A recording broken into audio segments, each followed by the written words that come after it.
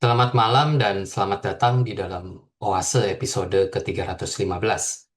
Marilah kepadaku semua yang letih lesu dan berbeban berat. Aku akan memberikan kelegaan kepadamu. Matius 11 ayat yang ke-28. Kita sering datang kepada Yesus dengan membawa banyak sekali hal. Pekerjaan, pelayanan, kekhawatiran, bahkan pergumulan. Tetapi malam ini, mari kita tidak perlu membawa apa-apa. Mari malam ini kita hanya datang dan mengenali hati Yesus. Hati Allah yang mengasihi kita. Hati yang melihat, hati yang mendengar, hati yang berbelas kasih, dan hati yang menerima kita. Mari Bapak Ibu, kita masuk ke dalam oase malam ini bukan untuk melakukan sesuatu bagi Tuhan, tetapi untuk hening sejenak bersama dengan. Mari kita mengambil waktu berdiam di hadapan Tuhan.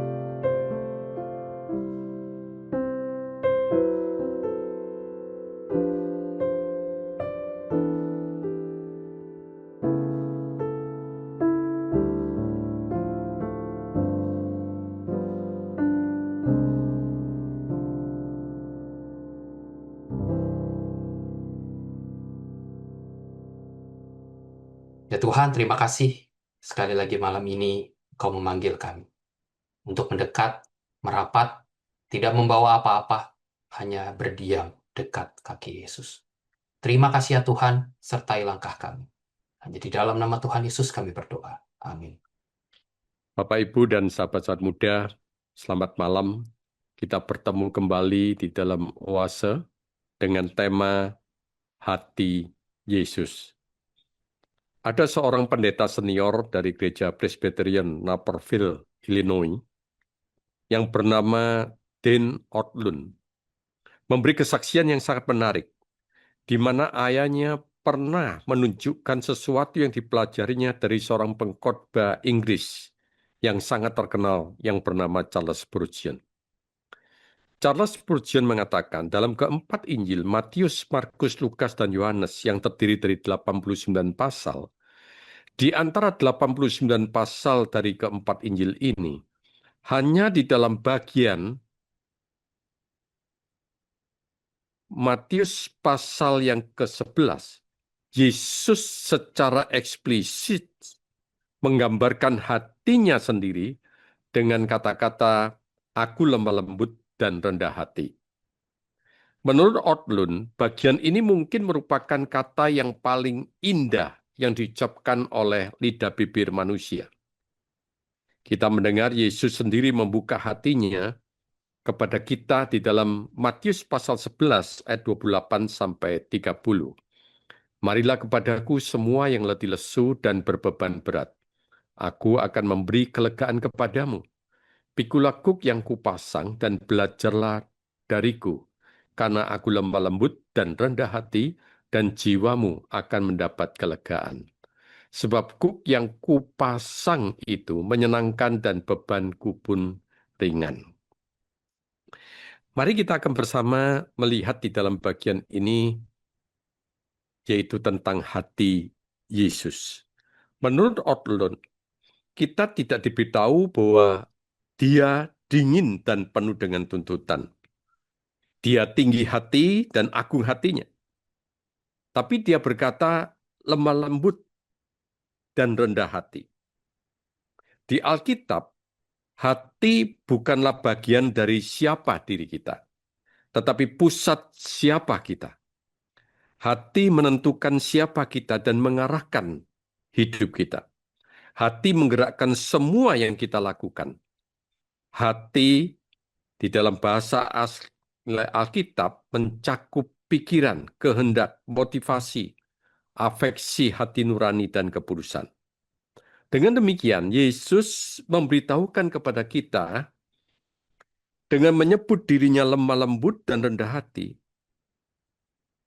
Dia memperlihatkan sikap terdalam hatinya ketika menerima dan melayani orang-orang yang datang kepadanya.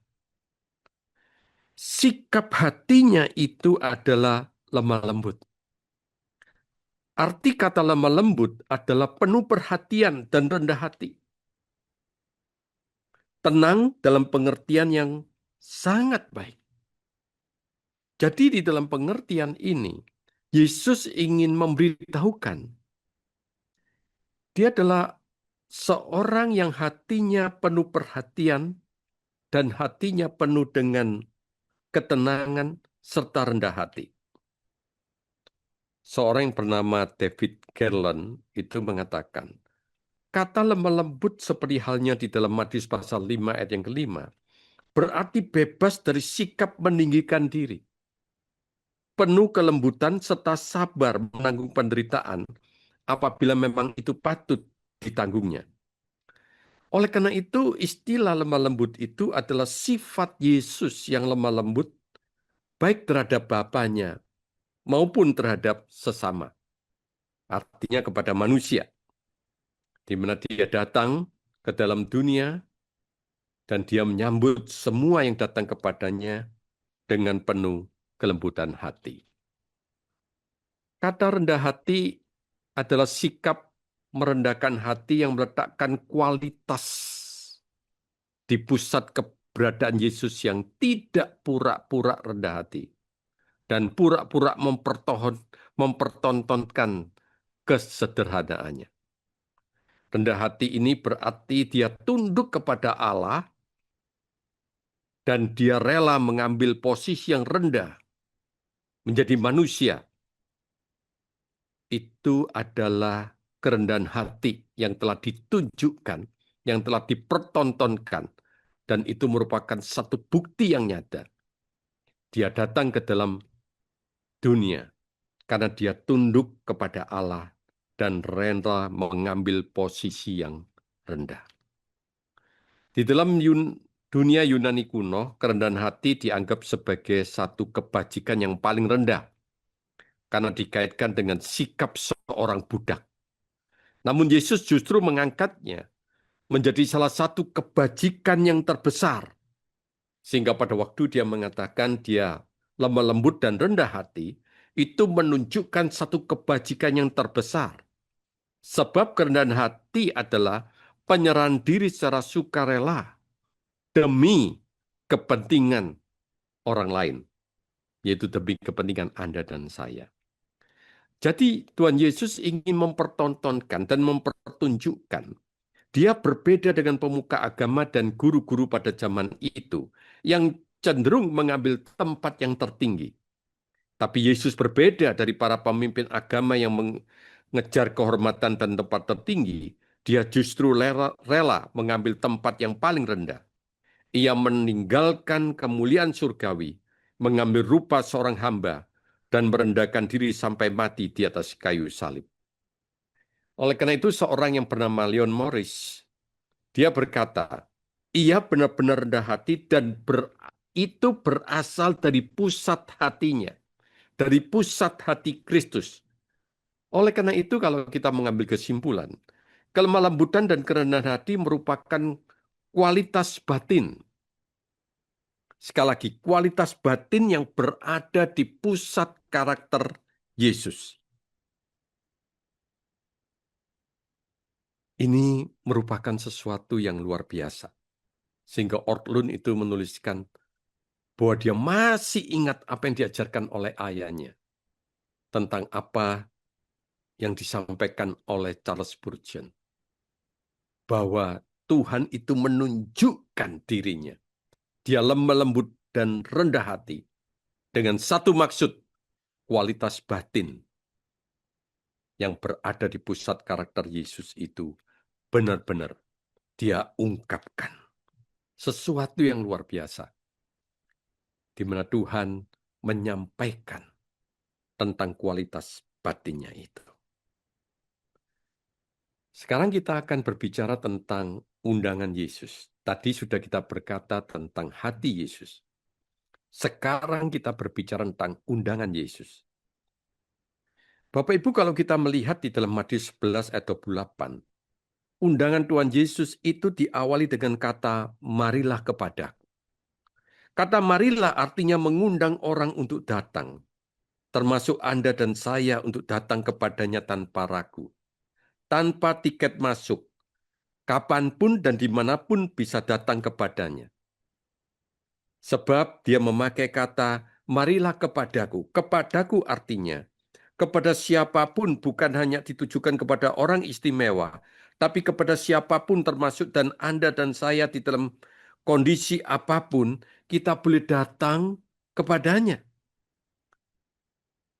Tetapi Bapak Ibu, di dalam Matius pasal 11 ayat 28, itu ada satu kata semua. Semua yang letih lesu dan beban berat. Artinya undangan ini disampaikan kepada semua yang letih lesu dan berbeban berat. Kata semua itu menunjukkan luasnya undangan Yesus. Sedangkan kata kepadaku menunjukkan pusat dan tujuan undangan itu adalah kepada pribadi Tuhan Yesus itu sendiri. Jadi di dalam bagian ini Tuhan Yesus ingin mengatakan, marilah, artinya kepada siapapun termasuk Anda dan saya. Tanpa ragu, tanpa tiket masuk, itu datang kepadanya. Datang kepadanya adalah memiliki satu pemahaman yang sangat dalam, yaitu pusat dan tujuan undangan itu datang kepada pribadi Tuhan Yesus itu sendiri.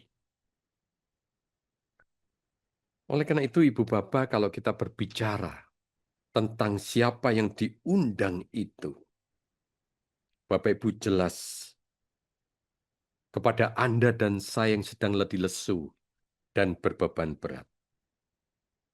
Kata letih lesu itu menunjukkan kepada mereka yang telah bekerja keras hingga kehabisan tenaga. Sedangkan kata berbeban berat berarti terus-menerus memikul satu beban atau ditindih oleh beban masa lalu. Pada tingkat yang lebih luas, istilah ini menunjukkan kepada semua yang dibebani oleh penderitaan demi penderitaan di dalam kehidupan. Oleh karena itu, saudara-saudara, David Egerland itu ingin mengatakan, pada waktu Tuhan Yesus itu mengundang semua yang letih lesu dan beban berat, adalah kepada mereka yang sedang mengalami kelelahan di dalam hidup ini dan sedang mengalami kehancuran hidup. Kelelahan di sini bisa berarti kelelahan rohani, kelelahan moral, kelelahan emosional, kelelahan karena beban hidup yang berat, dan beban berat karena dibebani oleh kehidupan yang terus-menerus tertindih oleh penderitaan itu, sehingga kita sedang menghadapi kehancuran hidup. Kita berani datang kepadanya bukan karena beban hidup kita ringan,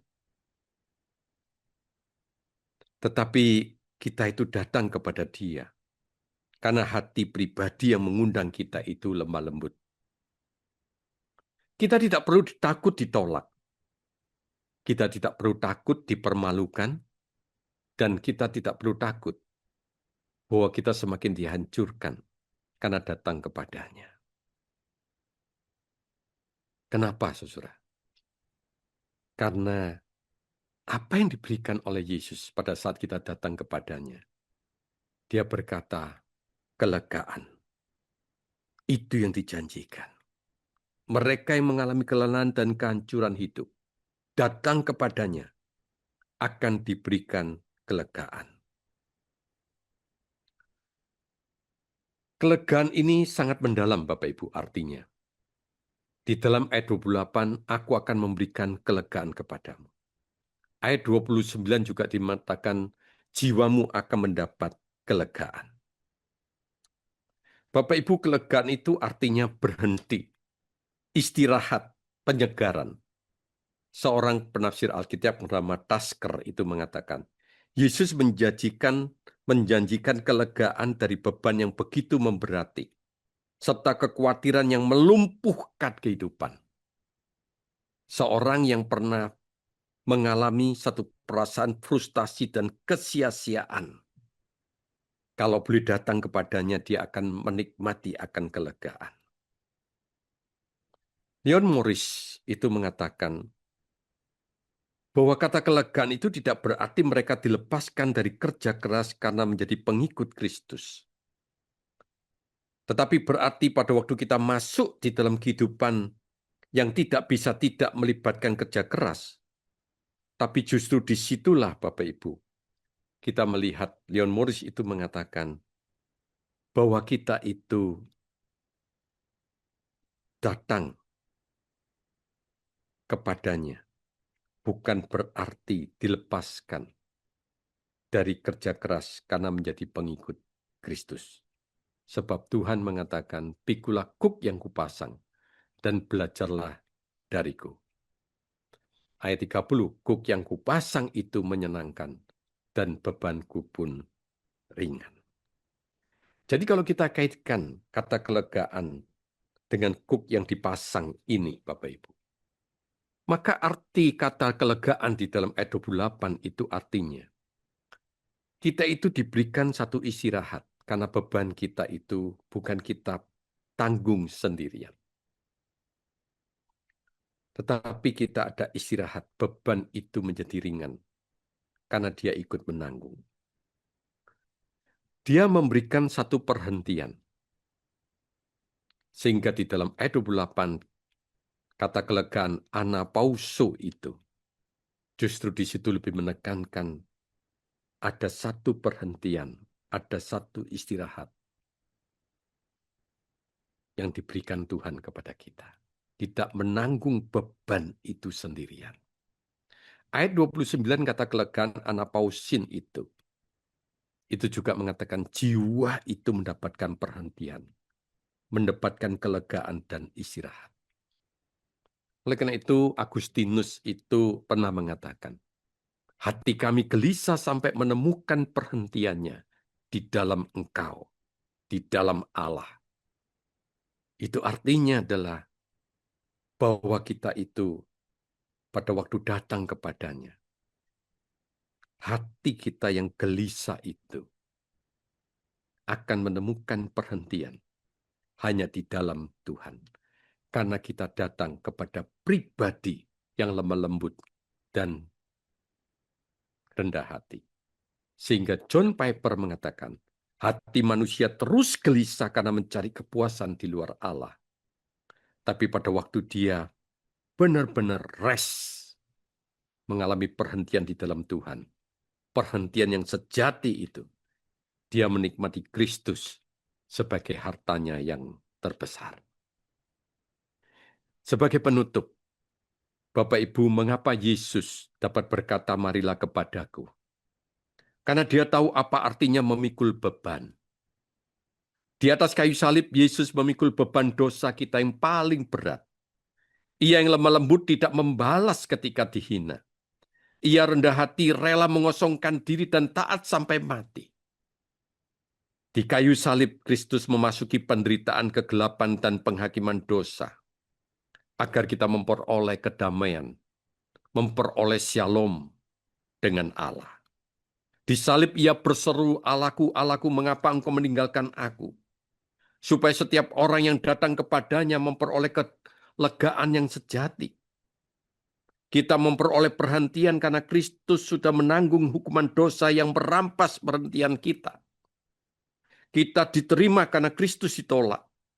Kita dibebaskan dari beban karena Kristus memikul beban yang tidak sanggup kita pikul.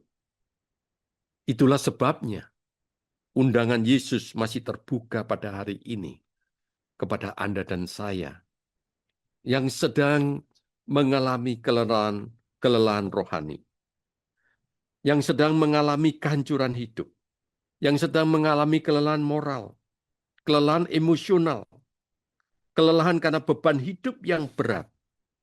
Tuhan berkata, marilah kepadaku semua yang letih lesu dan beban berat. Aku akan memberikan kelegaan.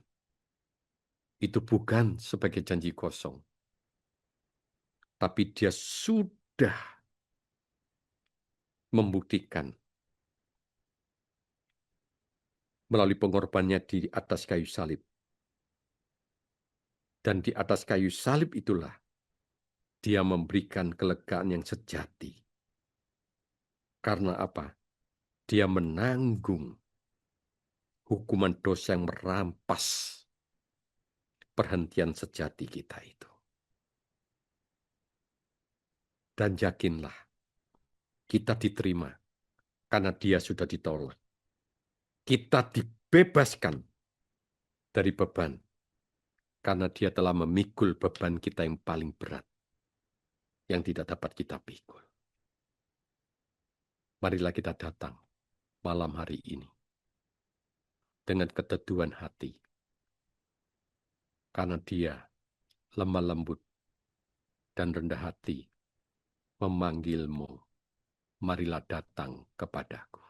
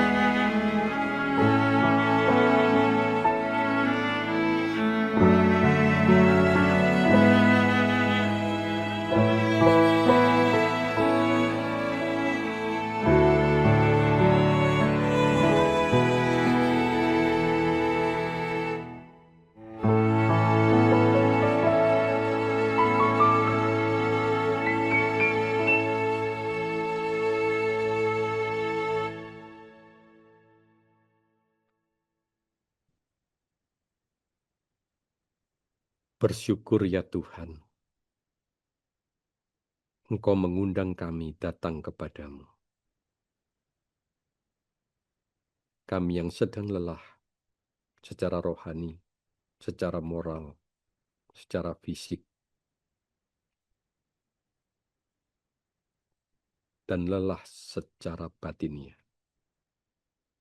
Terima kasih Tuhan, Engkau adalah Allah yang lemah lembut dan rendah hati. Mau menyambut kami kembali, datang ke hadirat-Mu untuk memperoleh kelegaan sejati, perhentian yang sejati. Terima kasih Tuhan. Terima kasih. Dalam nama Tuhan Yesus Kristus kami naikkan doa kami ini. Amin. Bapak Ibu, pelayanan Oase adalah pelayanan mingguan. Silakan mengikuti Oase melalui YouTube. Bapak Ibu bisa subscribe YouTube channel SMC untuk mendapatkan reminder setiap minggu malam. Demikian pelayanan Oase pada malam ini. Mari kita mengenal Allah lebih dekat hari ini dibandingkan hari kemarin. Tuhan Yesus memberkati. The Lord bless you and keep you.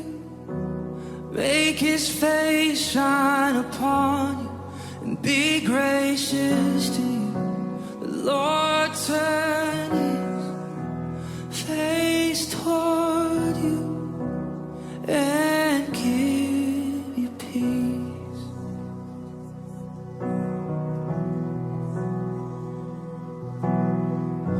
The Lord bless you and keep you.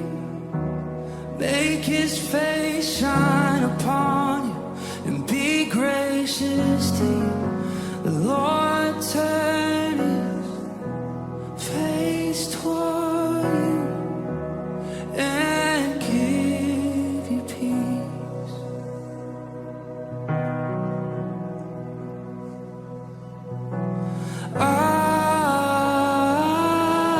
Amen.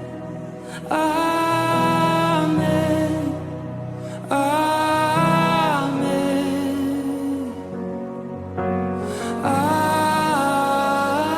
Amen.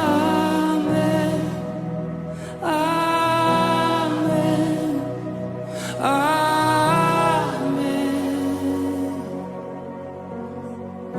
The Lord bless you and keep you. Make His face shine upon you and be gracious to you. The Lord